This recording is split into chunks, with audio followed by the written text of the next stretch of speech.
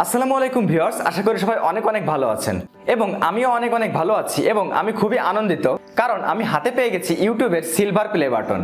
এটা হচ্ছে আপনাদের সকলের সাপোর্ট এবং ভালোবাসার উপহার। তো এই সিলভার প্লে বাটনটা আমি আসলে কিছুদিন আগেই পেয়েছি আর আমি এটা অলরেডি আনবক্সিংও করে ফেলছি।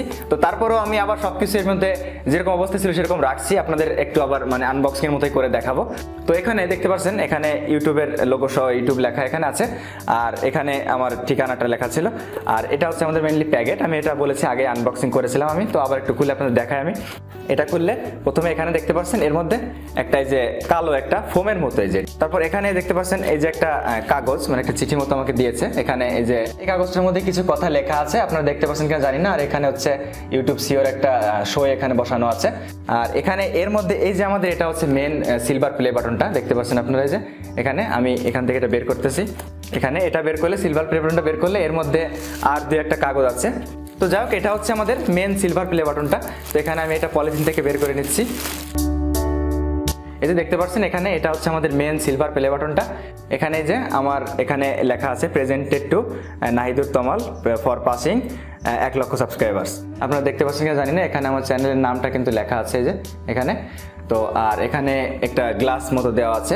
তো আপনারা অনেকে হয়তো মনে করতে পারেন যে এটা আসলে পুরোটা সিলভার দিয়ে তৈরি কিনা, আসলে না, এটা পুরোটা সিলভার দিয়ে তৈরি না। আর এখানে পেছনের দেওয়ালে বাঁধানোর জন্য দুইটা এই যে ছিদ্র রয়েছে এখানে।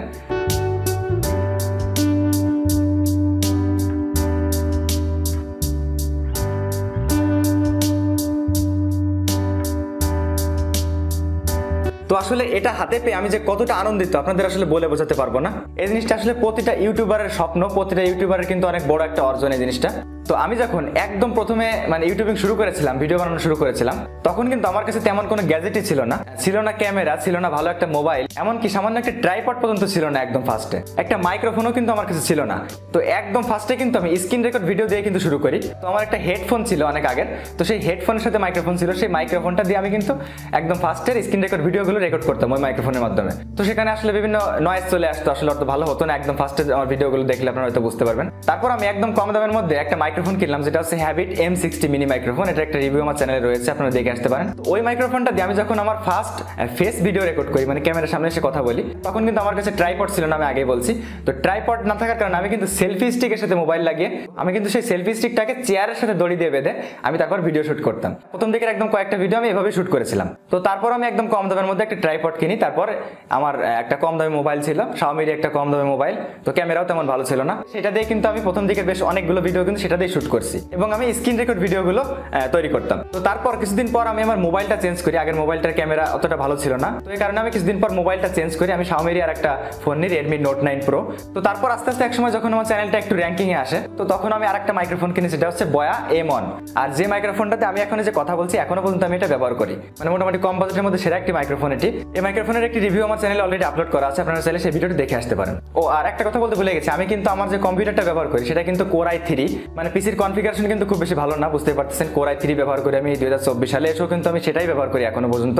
শুধুমাত্র পিসিটাকে একটু আপগ্রেড করেছি, যেমন SSD লাগিয়েছি, RAM একটু বাড়িয়েছি, এরকম আর কি। তাছাড়া পিসিটা কিন্তু আমি এখনো পর্যন্ত ওই পিসিটাই ব্যবহার করি। তো তারপর আস্তে আস্তে চ্যানেলটা যখন একটু একটু করে র্যাঙ্ক হতে থাকে, তখন কিন্তু আস্তে আস্তে আমি অনেক কিছু আপগ্রেড করি, যেমন লাইট সেটআপ, অনেক কিছু কিন্তু আপডেট করেছি। তো এরকম ভাবে আসলে আস্তে আস্তে এই পর্যন্ত আসা, আর অবশেষে আপনাদের সকলের ভালোবাসার প্রতিদান স্বরূপ এই সিলভার প্লে বাটন অর্জন করা।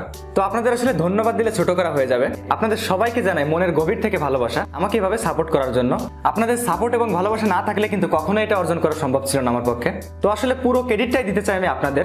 আর যারা নতুন ইউটিউবার আছেন তাদের উদ্দেশ্যে আমি বলবো যে আপনারা ইউটিউবের রুলস বা নিয়ম কানুনগুলো ঠিকমতো মেনে আপনারা যদি নিয়মিত কাজ করতে পারেন, তাহলে সফলতা একসময় অবশ্যই আসবে। আপনারা কেউ আগেই হতাশ হবেন না, প্রথম দিকে ভিউজ আসবে না, সাবস্ক্রাইবার আসবে না, এটাই স্বাভাবিক। আমার ক্ষেত্রে এমনটাই হয়েছিল। এবং যে জিনিসটা সব থেকে বেশি মাথায় রাখবেন সেটা হচ্ছে অবশ্যই ইউটিউবের নিয়ম কানুনগুলো মেনে তারপর ইউটিউবে ভিডিও তৈরি করবেন এবং নিয়মিত ধৈর্য সহকারে কাজ করে গেলে অবশ্যই সফলতা একদিন আসবে। এবং আশা করি আপনারাও একদিন অর্জন করতে পারবেন এরকম সিলভার প্লে বাটন। আর একদম প্রথমে আমি যখন ইউটিউবিং শুরু করেছিলাম তখন কিন্তু অনেকেই অনেক কিছু বলতো, অনেকেই সমালোচনা করতো, অনেকে হাসাহাসি করতো ভিডিও নিয়ে। তো আমি কিন্তু সেদিকে একদমই কান দিইনি, আমি কান না দিয়ে আমার মতো আমি কাজ করে গেছি, যার কারণে কিন্তু আজ আমি এই পর্যন্ত আসতে পেরেছি এবং এই আপনাদের ভালোবাসার প্রতিদান স্বরূপ এই সিলভার প্লে বাটন অর্জন করতে পেরেছি। তো যাই হোক, এই ভিডিওটা লম্বা করবো না, সবশেষে আপনাদের আবারও জানাই মনের গহীন থেকে ভালোবাসা। আশা করি আগামী দিনগুলোতে আপনারা আমাকে এভাবেই সাপোর্ট করে যাবেন, যাতে আমি আপনাদের প্রযুক্তি বিষয়ক নতুন নতুন বিভিন্ন ভিডিও উপহার দিতে পারি। তো ভিউয়ার্স, আজকের এই ভিডিওটা এই পর্যন্তই। সবাই ভালো থাকবেন, সুস্থ থাকবেন, আল্লাহ হাফেজ।